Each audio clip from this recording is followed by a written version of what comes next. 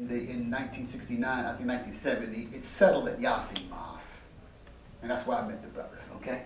It settled there, became the headquarters, and the brothers, they began to, go around the country and addressing the Muslims, and particularly the indigenous brothers, the brothers who lived here, alhamdulillah, appealing to them the importance of empowering ourselves as a Muslim people here. We have to have our own schools, our own institutions, so forth and so on. So the message of the Dawah, community empowerment, establishing Islam here in America, it resonated with many brothers around the country, and thus, they began to establish mosques, establish the Salat, and connect with the message of the Dawah, which was really, again, the empowerment of the Muslim Ummah here in America, alhamdulillah, and being connected at the same time with the broader Ummah, in the world, because again, we were at that time, we're very familiar with Ikhwan Muslimun, out of Egypt, we're very familiar, with the Jamaat Islami, out of Pakistan, and many other movements at that time, all right? But those movements didn't necessarily inspire us.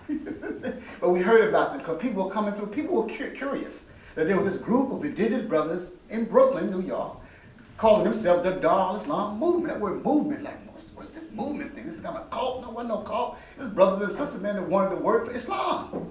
You see what I'm saying? Empower themselves with the deen because they recognized from reading Imam, being predisposed to many books and many elders himself, he came to realize that Islam was a way of life. A way of life that should be lived in every aspect. You see what I'm saying? We even talked about the Khilafah and establishing the Khilafah. You see what I'm saying? So those were the ideas that ran through our mind then. You see what I'm saying? And so that's basically what the Dawah Islam movement was about, alhamdulillah. And then, alhamdulillah, once it got settled, on in Herkimer Place, then the Imam began to set up different departments. He established an administration, all right, ministers, or called wazirs, all right? And each minister or wazir would be responsible for a particular area of responsibility. All right, brother so-and-so, you in charge of dawah. You're the wazir of dawah. Brother so-and-so, you do security. All right, and so you're the minister or the wazir of security. You're the wazir of information. You're the wazir of education. And many of the brothers, and many of the brothers was young. A lot of the brothers were like in their 20s and 30s. Had no idea about being a minister of education. The minister of security, because he liked to fight, right? Or brother, because he had some military experience out of the Nam. He was a drill sergeant, so he had that aura, right? You in charge of security, huh? So what does he know about security now, okay? All right?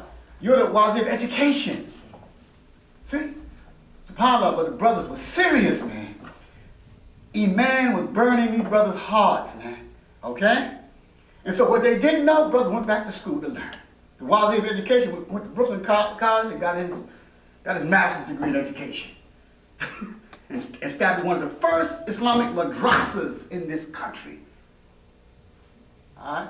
1972, I think it was, 73. It's called the Madrasa al-Shahidain. It started out in the mosque. Sisters was not going to send their children to public school. They came to the Imam, what are we going to do with our children? We have no school. That's why you needed a community. You see? And so the sisters started homeschooling in their homes. And then they ran out of space, and they said, they came to the Imam and said, can we use the mosque? Yeah, okay. So he gave them some space in the mosque. They outgrew. When other sisters start hearing about it, they start bringing their kids. We need a place. Before you know it, the Imam and the brother had to get a place. Drops opened up, man. Madrasa al-Shahidain. All right? All right? So every brother that was assigned a particular responsibility, he became the wazir of that department. We had about 10 to 12 ministers, or wazirs, if you will. They were heads of department, from security to education to dawah to information to communication to prison, the prison committee, motor pool. You imagine?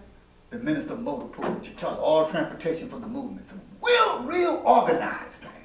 When I think back, it's amazing, how far the brothers was, at that time. Like, we used to have a saying years ago, and some people still say how Malcolm and how Shabazz in his vision, you see what I'm saying, for the liberation of the people and his involvement with the work he was doing, and how some people used to say that Malcolm was ahead of his time in terms of, his analysis of racism and what was going on, the oppression around the world. Well, the Dawah was like that. They were doing things that amazed people. That's why when people from abroad started coming to America, it was curious. Let's go meet these. That's what these brothers talking about. Do they know what they're talking? We knew what we were talking about. We understood. We wasn't that ignorant, man. We didn't have access to a lot of information that's available today. But our position was Quran and Sunnah. So when people come with this thing about, the Quran and the Sunnah, that's what we were on. We didn't follow no schools of thought. That was alien to us. People tried to come and say, you must follow schools of thought. We said, we don't want to hear it, man. We follow Quran and Hadith. The Prophet didn't follow no school of thought. The Khulaf Rashidin didn't follow no school of thought. We followed the Quran, the Book of Allah, and the Sunnah of the Prophet. And that's what the movement was based on. Everything we did, based on Quran, based on Hadith, man. So people was curious, who are these people? From the hood, who are these people from, from the streets of America, talking about Islamic movement, talking about Darul Islam, Islamic empowerment. Who was these people? They couldn't believe it. When they started coming, the embassy, the Saudi Arabian embassy, the Sudanese embassy, all these, these diplomats, they was coming, they was curious. And they would visit us, they was impressed. They couldn't believe what they saw. You see? And they attached themselves to it. Some of them used to make Jummah with us.